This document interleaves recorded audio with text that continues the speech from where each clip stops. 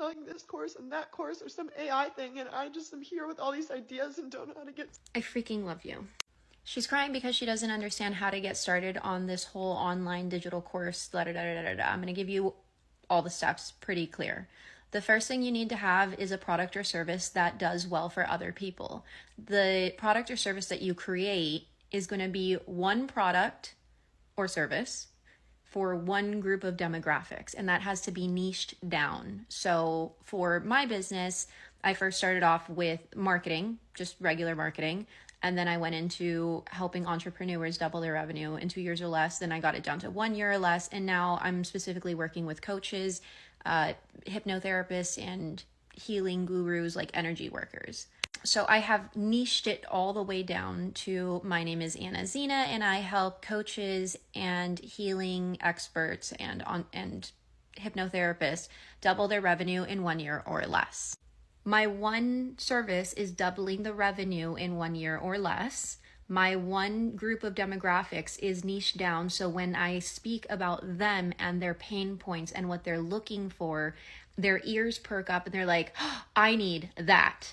Now, if you're a bigger business, then broader is okay because everyone is going to see your brand as a trustworthy brand, and that's why they're purchasing from you. But if you're not recognized, you want to niche all the way down so that you're recognized for your specialty. Now, I use face readings and micro expressions as a way to cold read the person, but I can already cold read anyone as it is, but I'm able to utilize this to explain to the person what they need to do in their life to help their business. So now we've niched it down really, really well, and it's a product or service it's a service that is interesting. It has a certain separation from everyone else because of the face reading and the micro expression and the presentation training that I do. Like I can teach people how to present, how to do interviews, how to speak on camera, how to do Zooms, how to do one-on-ones, sales calls, etc. Right? Now I've really niched it down to what the pain points are of my target demographic. They usually struggle with speaking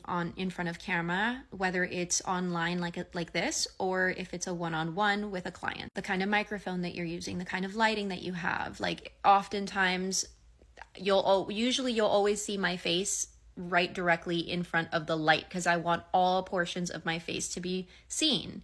A lot of people will have like a shadow somewhere, and that tells the other person's subconscious, like, don't trust me, I'm hiding in the shadows. Subconsciously, that's literally what you're telling people. Once you have your service niched down, you're going to create the program. And you're going to create the program of the services that you offer, but you're going to make it as short as possible so that you're just clear on what you're providing to your clients. And it's going to change. So you don't want it to be stuck. You just want the nuts and bolts, and it will grow and expand and develop as you get more clients and you understand more of their pain points. You'll take things away, you'll add things, but at least you have the foundation down of what your program and your service provides to your clients.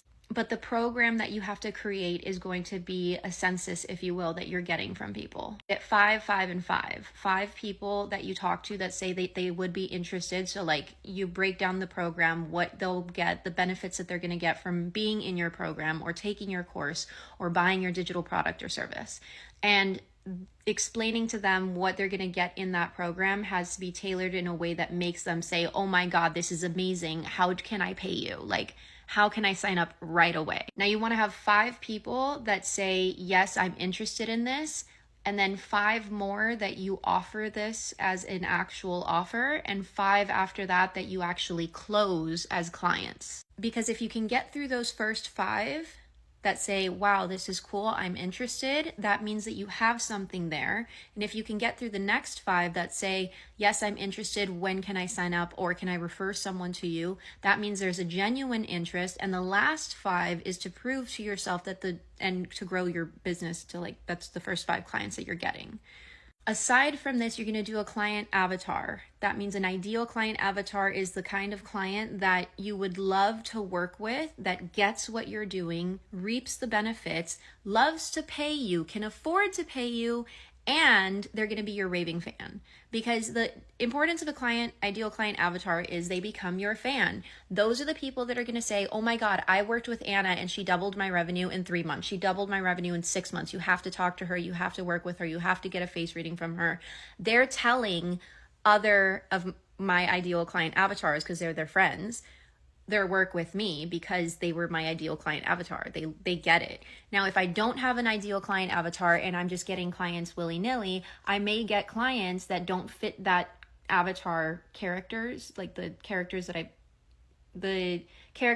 that I put on that avatar may not be in the client, and they may not like what I do, think that I'm a scammer, think that I'm just finessing, think I'm really salesy. The vibe is just not there. And while that client may get benefits from working with me, they may even double their revenue still by working with me, their attitude about me is not going to be like, oh my God, you have to talk to Anna. She helped double my revenue in a year or less. Their attitude is going to be like, oh yeah, she did a service. Cool, thanks, bye.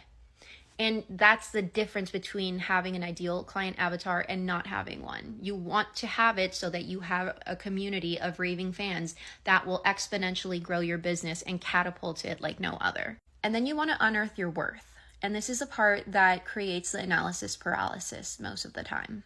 You've created something, you already know it works, you've probably done it for yourself, and you've probably done it for free for other people, but most people are not programmed to inherently see their own value. Otherwise, everyone would be killing it right now, unaliving it right now.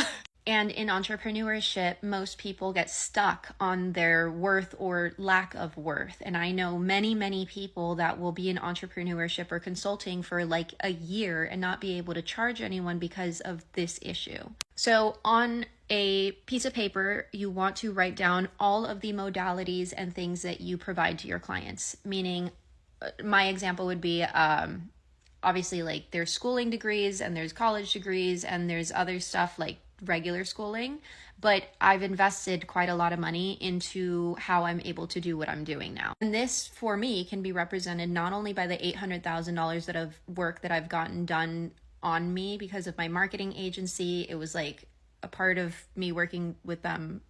I got a lot of services for free. But nonetheless, I have $800,000 worth of different modalities that people have used on me. Therefore, when I work with someone that has a certain modality, I'm pretty quick to pinpoint what they're amazing at and what they're not so good at. And if they are uniquely special in something that I have not seen, I'm able to identify it and be like, oh, you don't really know how good you are. I also had a lot of training in speaking, Toastmasters, sales, brain training, hypnosis. What else did I do? I also did presentation on speaking, presentation on presentation itself, color analysis, functional medicine, which helps a lot on how to present and change your character and be more magnetic. Oh, right, the face reading and the micro expression and the cold reading is its own thing too. So altogether, on the light side, like on the bare minimum, that I'm not counting everything, let's say $900,000 worth of services that I've had done, that I've invested into myself so that I can be this person that sees an entrepreneur, talks with them maybe for 15 minutes, and I can gauge exactly what they need to do for their business in a 15-minute conversation. That is value. That I can see that inherently, even if I don't perform, I'm like, damn, that sounds amazing. So based on that $900,000 mark, you want to look at it analytically. If I've invested this much into the business already, then X is the amount that I need to have back. Right now, I'm at the $500 an hour, meaning everything that I do needs to equate to $500 an hour. So if I'm meeting with a client, they also need to go past a certain level. Like I need to do some research on them and make sure that they're aligned with my ideal client avatar that can afford the services. It's a real shift that makes you less anxious of asking and receiving the money.